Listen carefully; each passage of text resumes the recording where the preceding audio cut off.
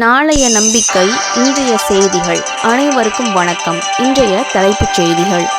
வகுப்பு வாரிய சட்டத்திருத்த மசோதா மக்களவையில் நிறைவேற்றம்.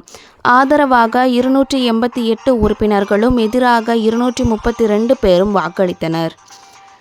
மசோதா மீது 12 மணி நேரத்திற்கும் மேல் நீடித்த காரசார விவாதம். வகுப்பு சொத்துக்களை அபகரிக்க ஒன்றிய பாஜக அரசு முயற்சிப்பதாக எதிர்க்கட்சிகள் குற்றச்சாட்டு. வகுப்பு சட்ட திருத்த மசோதா இஸ்லாமியர்களின் தனிப்பட்ட சட்டங்களை பறிப்பதற்கான ஆயுதம் என்று ராகுல்காந்தி விமர்சனம். மத சுதந்திர உரிமையை மீறும் சட்ட திருத்தத்தை காங்கிரஸ் கடுமையாக எதிர்ப்பதாகவும் உறுதி. வகுப்பு சட்ட மசோதாவுக்கு எதிர்ப்பு தெரிவித்து தமிழ்நாட்டின் பல்வேறு இடங்களில் எஸ்டிபிஐ கட்சியினர் ஆர்ப்பாட்டம். பெண்கள் உள்ளிட்டோர் மெழுகுவர்த்தி ஏந்தி ஒன்றிய அரசுக்கு எதிராக முழக்கம். டெல்லியில் ஒன்றிய அமைச்சர் நிர்மலா சீதாராமனை சந்தித்து பேசிய அதிமுக மூத்த தலைவர் தம்பிதுரை. அமித்ஷாவை அதிமுக எம்பி CV சண்முகம் சந்தித்து பேசியதாக தகவல். தமிழ்நாட்டில் அருப்புக்கோட்டை, ஸ்ரீவில்லிபுத்தூர், கொடைக்கானல் உள்ளிட்ட இடங்களில் கனமழை. இன்று நீலகிரி, கோவை உள்ளிட்ட 12 மாவட்டங்களில் கனமழைக்கு வாய்ப்பு. பிரதமர் மோடி வருகையை ஒட்டி ராமேஸ்வரத்தில் தீவிர கண்காணிப்பு.